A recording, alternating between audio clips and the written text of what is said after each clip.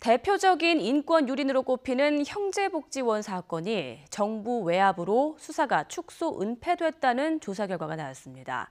검찰 과거사위원회는 국가가 피해자에게 사과하고 피해 회복을 위한 특별법을 만들어야 한다고 권고했습니다. 양희력 기자입니다.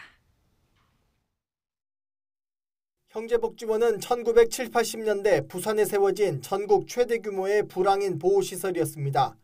불황인이 아니어도 경찰의 마구잡이로 끌려왔고 강제노역의 구타와 가혹행위로 해마다 수십 명이 숨졌습니다.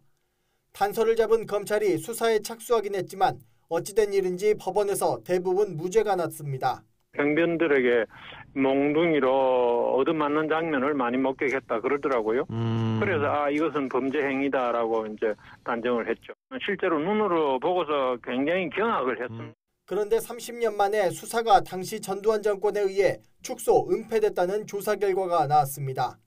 당시 청와대가 사건을 수시로 보고받은 정황이 드러난 데다 형제복지원 원장이 구속되자 전두환 당시 대통령이 법무부 장관에게 검찰이 쓸데없는 일을 했냐며 원장을 풀어주라 지시했다는 수사검사의 진술도 판단의 근거가 됐습니다.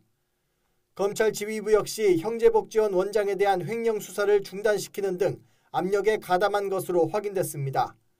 이와 같은 점 등을 근거로 검찰 과거사위는 정부가 피해자들에게 사과하고 추가 진상규명과 피해 복구를 위한 특별법 제정에 나서라고 권고했습니다.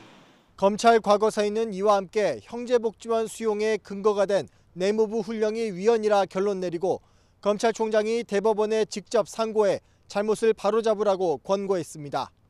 YTN 양일혁입니다.